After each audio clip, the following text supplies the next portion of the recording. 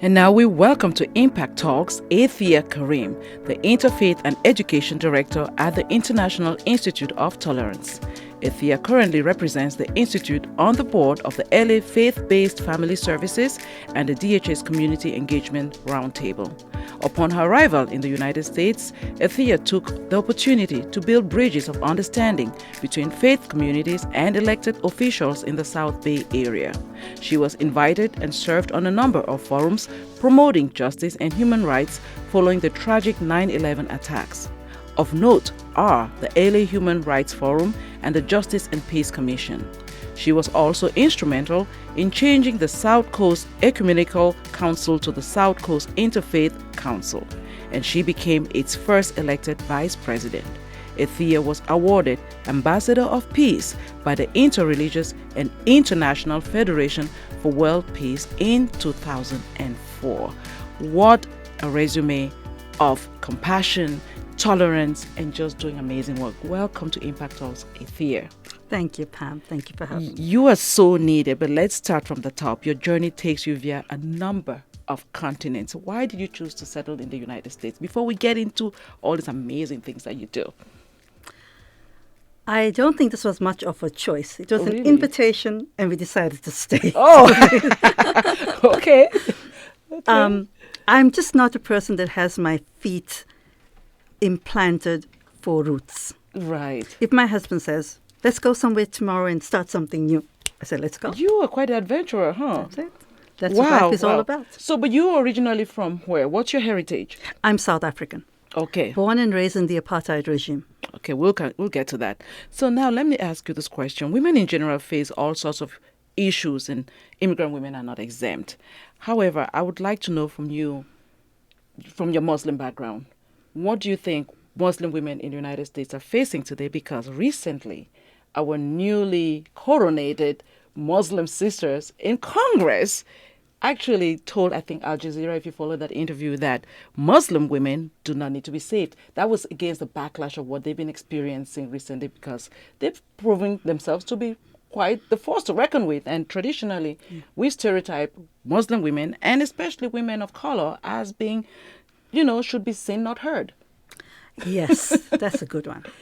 Especially with Muslim women. Yes. This is the biggest thing. It's true. That we are uneducated, that we cannot speak English, that we are under the thumb of our husbands. Mm-hmm. We have no rights. We have no choices. Yes. And this is so incorrect. It's a stereotype. I mean, if you go around the United States, you find women, and we've gone to the highest now as a senator. Mm-hmm. Hopefully we'll have a president. I hope so. Of course. But Why not? the fact of the matter is they excel. Yes, we have they doctors, do. we have lawyers, we have women in the Department of Homeland Security as ICE agents. We have them in JPL.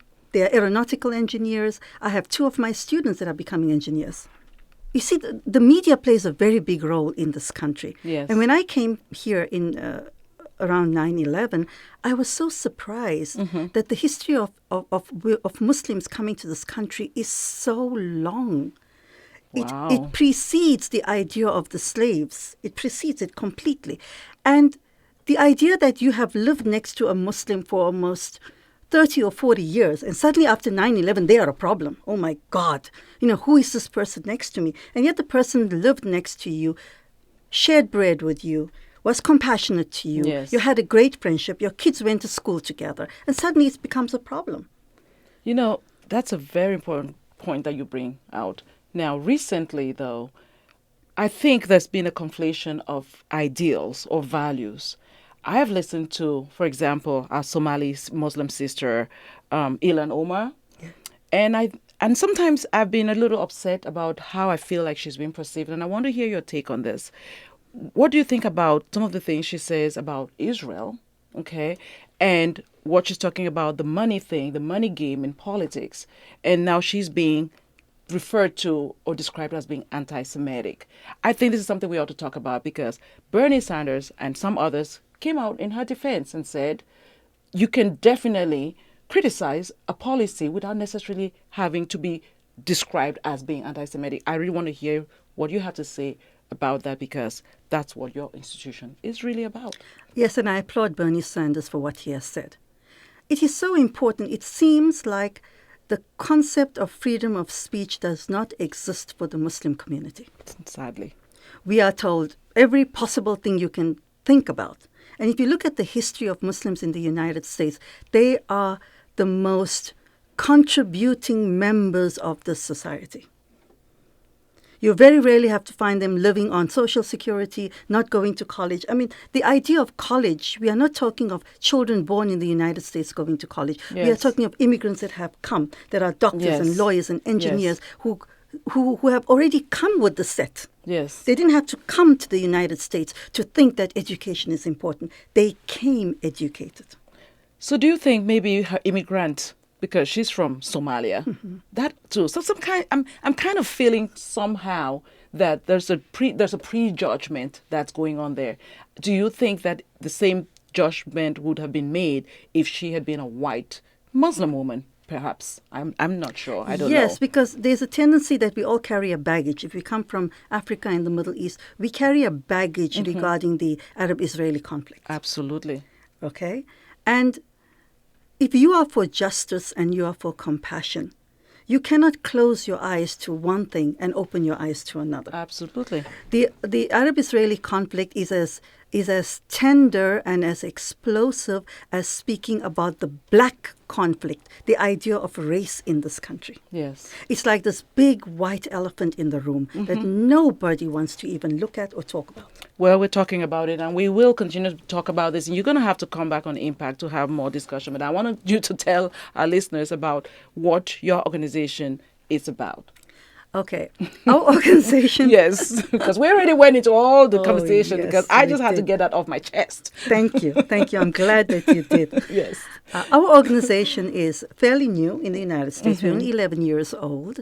And we had decided that when we opened up this organization, that it's going to be an organization that builds bridges of friendship and cooperation. That's what we need. Yes. And we need to understand that no matter what color you are, where you come from, whether you're an immigrant or a non-immigrant, what type of food you eat, what type of music you listen to, there is a fine golden thread of commonality that makes us all human. Absolutely. And until we do not realize that, we have failed to realize our own dignity as human beings. And this is what our organization does. We get involved in as many programs as possible, because the whole idea is we must learn to reach out to each other as human beings. Not because I'm a Muslim and you are a Jew, or I am white and you are black. That does not matter. At the end of the day, what matters? Because we must realize we need to give a legacy of this world to our children. And right now, it's horrific. It's really sad. But we cannot be fatalistic. We have to be No. futuristic. Absolutely. And by being futuristic, we build hope. Hope is, when they talk, everyone tells me, please, Athia, come and give us a prayer on peace. Hello.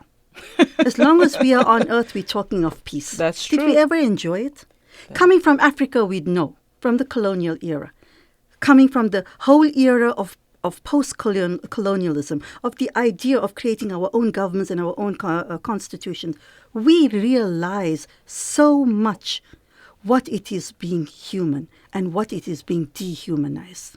Absolutely. And we had to grow with hope, because if there is no hope, there is nothing. There is nothing to look for, and that's when we become fatalistic. Of course the world is going to end. Of course you're going to die. Who said you're going to live forever? Nobody. So but as long as you live well. Live well. And you know what? I'm just going to let you go without this. You've just given some real cautionary tale. You grew up in an era of apartheid. What can you tell Americans to look out for and be careful about? Please share some wisdom on this, where we're going with this whole situation. Apartheid was a policy that made sure that we developed on parallel lines, that colors never intersected, that never met. So if a white woman fell in love with a black man, and if they were ever caught together, it was the Immorality Act. The injustice was the white woman was left to go, but the black man was imprisoned. That's sad. Okay? Now, injustice has many forms. I can tell you that racism and discrimination is inherent in all of us. Whether we like it or whether we don't, we need to accept it. Okay. When we accept it, then we need to learn to deal with it. When we deal with it, then we understand that everyone, despite their color, is human. But you got to go through a journey. And the journey is beautiful. Like we say, our greatest Sufi poet, Rumi, said, "Yesterday, I was being clever and I thought I could change the world. Today, I am wise and I'm changing myself." Awesome. On that note, we don't want to mess with that. I'm just going to let it be, let it sip. So thank you for your leadership and wisdom.